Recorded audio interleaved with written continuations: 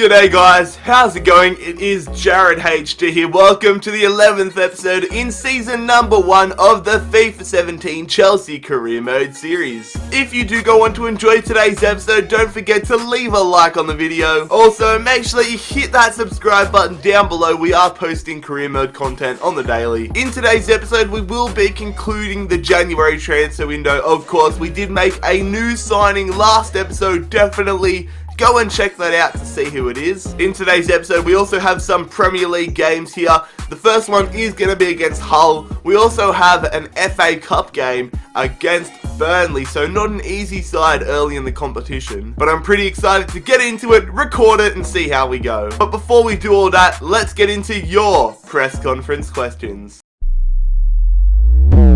As always, fellas, if you would like me to answer your question, make sure you leave it in the comment section down below. So the first question in today's episode comes from Danny Salazar. He says, with Hazard playing his best when he's playing central attacking midfield, are you going to keep him at that position or move him back to left mid? I don't think you can really make the claim that centre attacking midfield is his best position. He had one game there against a League 2 side. He scored a goal, and yes, he was good, and yes, I think he could do well there if we played him there consistently. We just already have too much competition in that centre attacking midfield role, too much experienced competition that have proven themselves. You've got Nainggolan, you've got James Rodriguez, you've even got Cesc Fabregas, so for the moment, I'm going to keep Hazard at left mid. Jacob HD says, who do you think has played the best this season? 3 players have really caught my attention. You've got Willian, you've got Paulo Dybala, and of course, you've got Nainggolan. These 3 are by far the best players so far this season, without a doubt. The Fesserol says, will you still try to sign Gelson Martins after negotiations with Sporting Clube de Portugal broke down? No, I'm not. I've already signed Sisto, who is our new backup right midfielder. I would have liked to sign Gelson Martins, however, financially didn't make as much sense as being able to sign Sisto. So, for the moment, I'm not going to be going in for Gelson Martins. Maybe further down the line, but right now, Sisto is the man. And following on from that question, the final question in today's episode comes from They Hunters. They say, why Sisto? Sisto was cheaper, he was the same age as Gelson Martins, and although he doesn't have the same potential and base overall as Martins, I did look up a lot of highlights on Sisto when I signed him. I wanted to see who he was and what he had done, and my god, he is a dead set freak. He absolutely tore it up from what I saw in the Danish league, and I'm pretty happy we brought him in. I think that's a pretty realistic signing. He looks like he took that league by storm. If you saw his player signing introduction that I did last episode, you would have seen some of the crazy and solo goals he did, so I'm pretty excited to see what he can do, and I'm keen to give him a chance this episode. So lads, that is where we are going to conclude today's press conference. Thank you once again for your questions, but now it is time to get into the gameplay. So as I previously mentioned, the opening game in today's episode is at home. We are taking on the Hull City Tigers. Hopefully we can pick up 3 points here. So taking a look at our starting 11 for today's game, it is a fairly strong side. In fact, it could be one of our strongest possible starting 11s, mainly because we have about a week and a half break before our next game, so I'm keen to just give it our all. And then here is the Hull City starting 11. So Marshall in goals. Curtis Davies is their captain. He has been bagging me some good points in Fantasy Premier League this year. Jake Livermore's there. Abel Hernandez, Snodgrass. We can't take Hull lightly. They're on the attack early here, and we have a bit of a bad habit of conceding early goals. What a rocket we almost did there. Going there to Aurier. Going to Willian. Willian back to Aurier. He's going to pass that one. Here we go, Aurier of all people, gonna cross that one, back post, didn't mean to do that, but it goes to Costa. Costa shoots, what a goal! Diego Costa, what a great goal, and honestly, that was unexpected. I thought we blew it when we put the cross too far back with Aurier, but it was a great square, and I want to see this finish on the replay. The technique that Diego Costa displayed is exactly why I didn't want to sell him. And I'm happy. A lot of you guys were calling for him to be sold in January. But look at this, he just flicks it up, turns, and slots that one perfectly. That, my friends, is world class. Good stuff from James. Now can we hit them on the counter? Dybala goes to James. Threads that one through to Diego Costa, the goal scorer. Here we go. I see you, James. Straight through the middle. Hull have opened up so easily. James hits it, but that is a great save from David Marshall. Off the corner, what can we do? I'm going to put this one just about there. I'm going to run with it with Diego Costa. Instead, we're going to go with Aurier, but that is another corner. We'll try to do it a bit better this time. Costa, go on. We're going to switch it up. Gary Cahill, what a save. Get the rebound. Ah, goal kick. Aurier probably should have squared it there. Going to Costa. We're just playing some nice tiki-taka. Out there to Aurier, sorry. I thought Willian was going to be there. We'll go back to Willian instead. Just trying to get an opportunity up the middle. Here we go. Costa. Back to Dybala. He hits it, but that is well over. Dybala. Going out to Aurier. He's holding it up. He's going there to Costa. We're just looking for some space. Through to James. Give us an earlier double. Oh, freaking off the post. They can have as many numbers as they want, but they're not getting past freaking Kante. Rodriguez. Through to Costa. Can Costa pick up a brace? Tempted to square it, but we're going to go with Costa. And he misses. I probably should have bloody squared it. One thing that I have learned, however, it is so easy to get opportunities if you run straight up the guts in this game. We just need an opportunity. We need a shooting opportunity. Here we go. Costa through. Dybala saved. Oh, that is a remarkable save from Marshall. Going to James. James has had a great game on the ball. He goes to Dybala. Dybala is going to cross it along the ground. Costa. What an animation and another great save. Marshall is keeping freaking Hull in this game. Oh, good stuff from Willian. Early pass there to Diego Costa. He is unleashed. He's going to go to Nainggolan, fresh off the bench. I see you out wide. Through to Eden Hazard. Hazard passing it. Nainggolan. Ah, a little touch off the defender. Abel Hernandez, probably the last chance of the game here for Hull. They don't have many reinforcements. Hernandez whips it in there, caught from Courtois, and that is going to be full time. It is a 1-0 victory against Hull. It would have been nice to get a second goal to make it a little bit more comfortable, but I felt like we were in full control for the majority of that game. Some remarkable saves from David Marshall from Hull. It really could have been 3 or 4-0 if it wasn't for him, but a few poor misses from us as well. So we will have our first training session for today's episode. I'm a little bit conflicted and I want to know your opinion. Should I keep training Dybala? Because he's already gone up to an 87.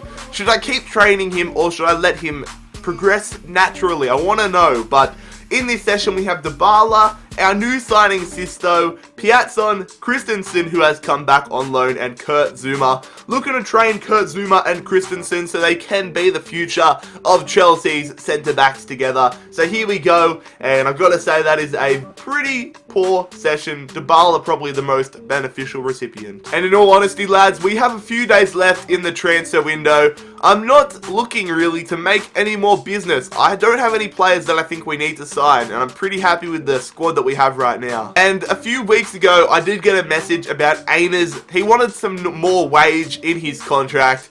I really didn't want to do it at the time because I wanted to sign some new players and wanted to save every penny. And I completely forgot to offer him a new contract, so I guess I'm going to see how much he wants and I'll go offer him a new contract. So he really only wants about £2,000 more, which I guess I'm happy to do. I'll offer him a long-term, he only wants 1 additional year.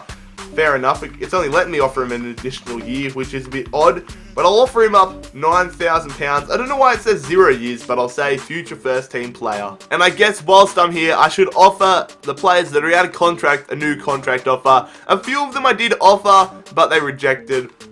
But the main one I want to make sure I sign up is Piazzon. He wants 80,000, but he is a crucial player in this team for the future, in my opinion. Big fan of his. So I will offer him that, and I will up his role to a squad rotation player. Branislav Ivanovic wants an extra £10,000, but in all honesty, I'm not going to offer him that at the moment. That's the same with the majority of these players. I'm not going to offer them a new contract, mainly because we're a bit strapped for cash, and they're not key players in my future plans. And we have a monthly scouting update from our scout, scouting the Netherlands, Kelly. Let's see if there's any decent opportunities or decent players in the mix. I'm only really looking at players that are in the 90s. See, this guy here, Jan Jacobs, I'm kind of cut that I didn't get him. Daniel Jacobs, I will sign this player up to our youth academy. Reject this guy. And Rodney Vandermeer, I'm also going to sign this guy up, and that's going to be it for the moment. Wow, okay, that is a big move from the champions of England. Leicester City have signed someone that I had on my radar a little bit. I know a few of you guys wanted me to have a look at Manolas in the future. Leicester City have signed Kostas Manolas from Roma. That is a pretty big signing. And Hugo Lloris has moved to Barcelona from Spurs for $27.5 million. That is crazy. Fellas, for the second game in today's episode, it is a all Premier League FA Cup affair, travelling to Turf Moor, a rainy night up in Burnley, taking on, of course, the Clarets Burnley. So here is the Burnley starting 11 for today's game. Of course, they don't have Tom Heaton. I can't remember what club. Actually, I think he played for Bournemouth. We played them last episode, but they got Keane and me as their centre-backs.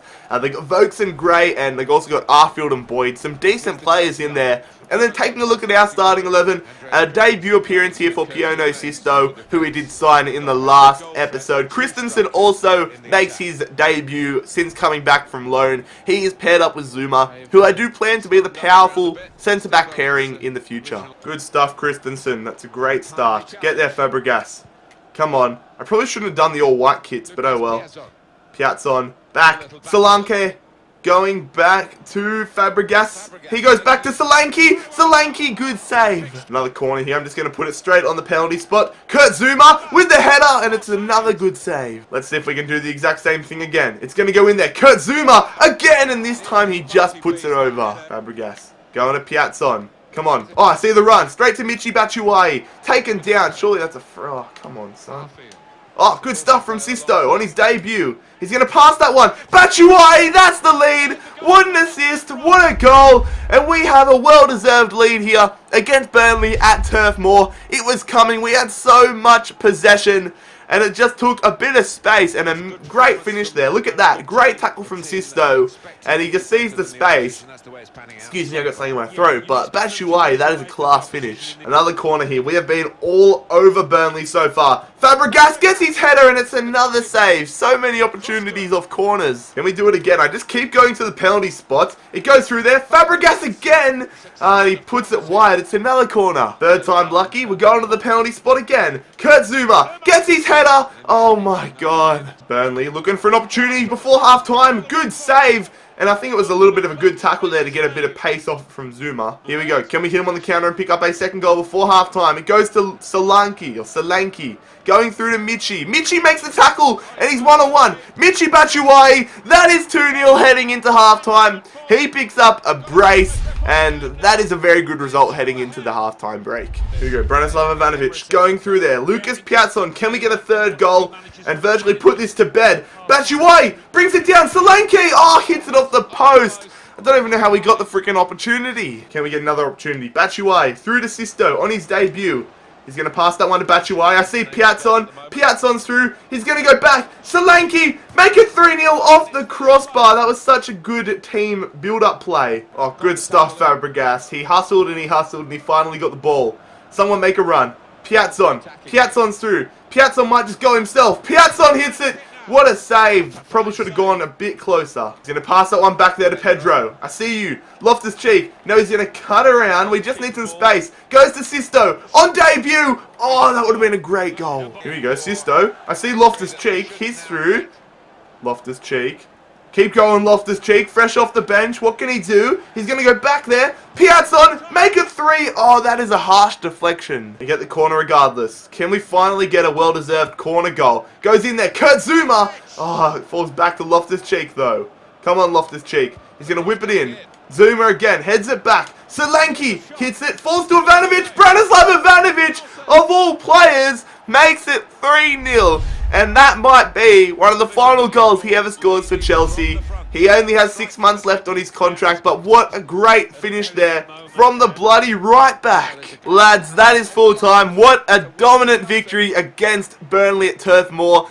I don't think they had even one opportunity. We were just absolutely all over them. One of the most dominant results we have had since we took over as Chelsea manager. And some great goals, a great performance, and we progress into the next round of the FA Cup. As you can see here, fellas, we are on the January transfer deadline day, and as we check our inbox, Lucas Piazzon signs his contract extension, which I am very, very happy about. We also get a huge £90,000 from progressing into the round of 32 of the FA Cup. If you take a look in the bottom right here, I'll probably have to move my green screen head. Antoine Griezmann has gone to Manchester United for 88 million. That is insanity. He was a player that we were looking at the start of the season. Cost way too much for us, but that is really going to heat up this title race. And Spurs have replaced Hugo Lloris. If you look in the bottom right, I just freaking skipped over it. Bloody hell, I did it again. Get your shit together, Jared. They signed Rui Patricio from Sporting CP. That is a big signing. I have used him in the past, and he is a gun. William Carvalho has also gone to Bayern Munich, so a lot of big name players at Sporting are leaving. And with 1 hour to go on the deadline day, I thought I'd have a look at the business that we have done this transfer window. At the start of it, we didn't really need much. We have only brought in Sisto, and I think that is fine. We don't need many players at this moment. The squad has been decent, and we'll look to make a lot more big name transfers when we get a lot more money next season. So that is the end of the January transfer window. Aina has declined our contract offer as he wants a bigger squad role at the club. I guess I'll do it. Not too bad. He's a decent player. 1 year, I said future first team player, I'll say sporadic now. And none of the players that we had that had less than 6 months actually signed pre-contract agreements in the transfer window, which is good because that means we can offer them new contracts. And the only player that I really want to offer a contract is Branislav Ivanovic, mainly because he's got 1 or 2 decent seasons left in him, in my opinion. So we'll offer him that contract, squad rotation player. Someone, however, who I don't plan on offering a new contract is John Terry. He is close to retirement, in my opinion. I think he's going to retire at the end of this season, so I don't want to blow wages on him when they're just going to go to waste. Anyways, fellas, that is where we are going to conclude today's episode of the Chelsea Career Mode series. As you can see on the screen right now, we will begin the next episode with a game at Anfield against Liverpool. Looking forward to playing that. But if you did enjoy today's episode, however, don't forget to leave a like on the video. Hit that subscribe button down below if you are new around here. And make sure that you check out my social media links, my Twitter, my Instagram, and my Snapchat. All 3 of those linked as well down below. But most importantly, fellas, I hope you have a fantastic day. It has been JarradHD here. I'm out. Peace.